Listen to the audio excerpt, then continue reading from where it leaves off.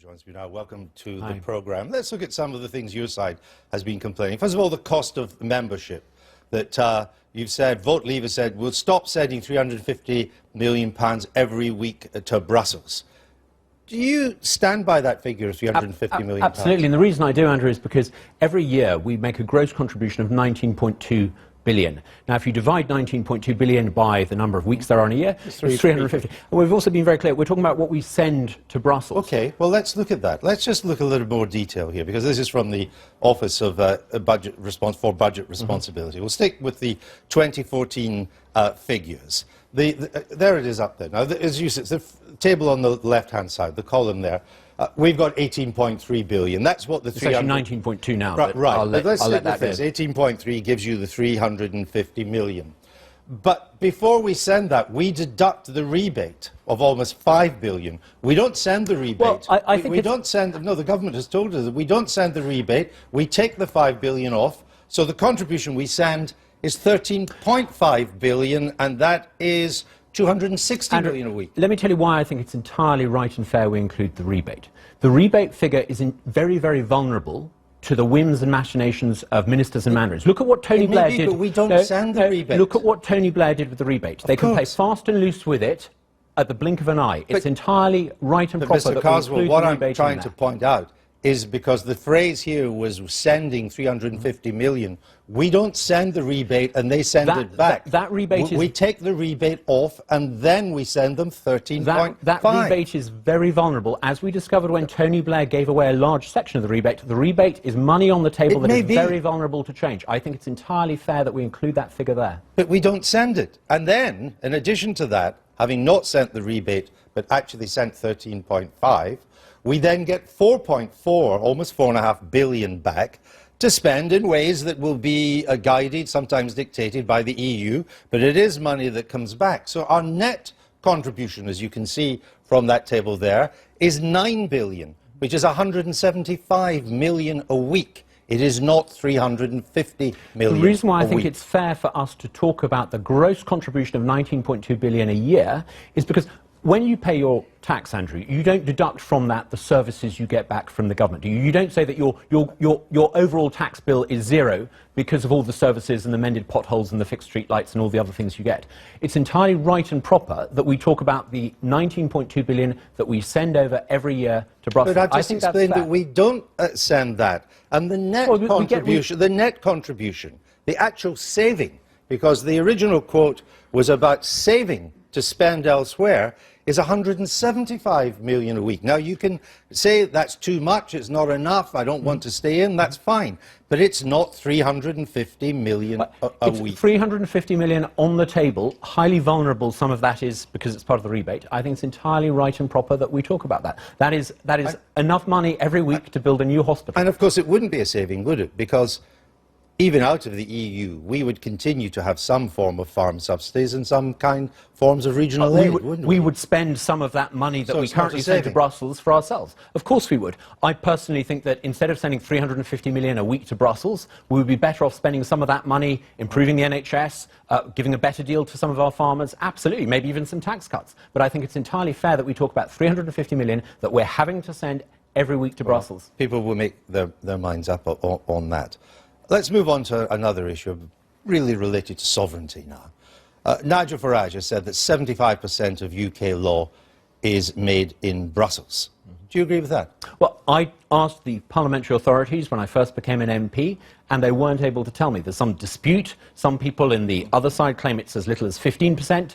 On our side, some people claim 70%. I looked at a question that was asked by in the German legislature in Berlin, and they got a figure of some 80%. So it depends on how you look at it. We're talking about the UK very here. significant. Do you agree with the 75% figure? I think that's probably about right. What's the source? There are a number of different sources. The German legislature has produced No, some I'm talking data. about the UK. What's the source for the UK? The question was talking about the amount of legislation that is emanating from member states versus that's coming from Brussels. But what is the source of the 75% figure? Well, you just cited Nigel. There are a whole variety of different sources. He's not a source, he's a messenger. No, well, you see, I mean, we've looked quite... There has been a lot of research done on this, and we've looked quite carefully at it. Yeah, I've asked questions in Parliament and never got a straight answer. We can find no credible study even by pro-Brexit groups, that puts the figure at 75%. I've seen studies that show 25% of primary legislation, 13% of statutory instruments, EU-related. But I can find nothing that gives me 75%. And I don't think this morning you can help on that. Well, I've raised questions in Parliament, and I'm happy to forward on the answers that I've given, that I've got. But there is an answer to a question they don't raised. show 75%, well, the German Parliament has produced a figure of 80-something%. Right. I'm happy to share that with you. For the German Parliament? Well, talking about the ratio of legislation that comes from member states versus that emanating from Brussels. I think it's a fair point to make. Let's move on to migration, because Vote Leave says if we vote Leave, we can take back control of our immigration policy. Now, no country has full access to the single market without first agreeing to the free movement of peoples. We'd have to do the same, wouldn't we? Well, I don't think we should necessarily commit ourselves to being in the single market. We want access to the single market. Now, we know, as you brilliantly demonstrated earlier this week when you quizzed Matthew Hancock, you can have tariff-free trade from Iceland to Ireland to Russia. In fact, I think only Belarus doesn't have tariff-free access. So we could leave the EU and have tariff-free access. Now, Canada, who are not in the EU, have recently negotiated a deal to give them full market access without labour mobility. But the Canadian deal includes tariffs. Does not, even but not tariffs, labour mobility. Even tariffs on some manufactured products. It includes tariffs on agricultural products, and it also does not include anything to do with services. But we are 80% a service economy. But we would benefit, as every country in Europe, apart from Belarus does, from tariff-free access. Tariff-free access that stretches from Iceland through to Russia. And we would remain part of that tariff-free access. But how do you know that? The Council of the European Union is unequivocal. 2 years ago, the internal market and its four freedoms, one of which is freedom of movement, are indivisible. You can't have one without the other. We know that last year we had a trade deficit with the other EU member states of about 60 billion. The idea that they would somehow impose tariffs from cross-channel trade from which they're the principal beneficiaries seems to me absurd. On the point of regulation, sometimes it's said that we need to be part of the single market for regulatory reasons, but increasingly we live in a world of globalized markets. We're seeing this global regulatory convergence that in many ways is making the EU redundant.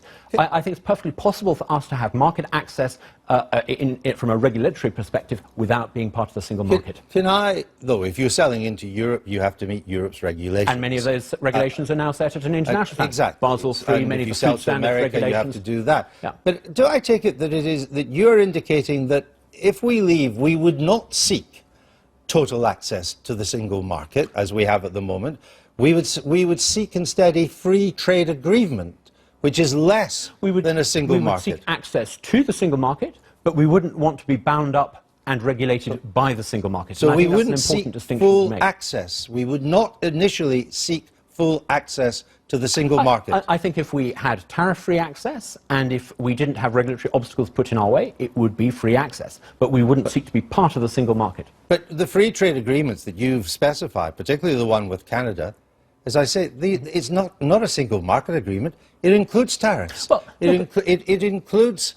It does not include services. Well, we'll look at a couple of countries closer to home. Take, for example, Switzerland, for example. Now, Switzerland, at the moment, has 4.5 times more trade per head with the EU from outside the single market than we manage from within. So, by definition, Andrew, it must be possible to get a better deal than we have today. Full single market access for its services. But they do a lot better in terms of trading with the EU than we do from within. But it doesn't. You accept that a free trade agreement... They do 4.5 times more trade per capita outside than we manage from within. But they've also moved huge chunks of their main banks, their financial services, to London so that they're inside the EU and can trade. Another vote of confidence in the City of London. All right. Just within UKIP itself, on Friday, Suzanne Evans and Peter Reeve, your fellow Vote Leave supporters, they were sacked from their roles as UKIP speakers. Miss Evans has now been sacked twice in her official role. Are you next for the job? Suzanne Evans is magnificent. She's so brilliant. She's brilliant at this sort of stuff. You should have her on the show more often. We're going to hear a lot more from Suzanne Evans. Are you next for the chop? Look, Nigel described me as irrelevant. Sad? I've been called far worse in the 5 parliamentary elections where I've stood. But the point is, in 4 of those 5 parliamentary elections, I won. Now, That's the beauty of democracy, isn't it? It's the people who decide who is. But is being a Vote Leave supporter, as you are, and a member of UKIP, and you're a UKIP MP, are these two things now becoming mutually exclusive? Absolutely not. 4 out of every 5 UKIP councillors across the country is now signed up to Vote Leave. Vote Leave is now garnering support from the political left, from the political centre-right.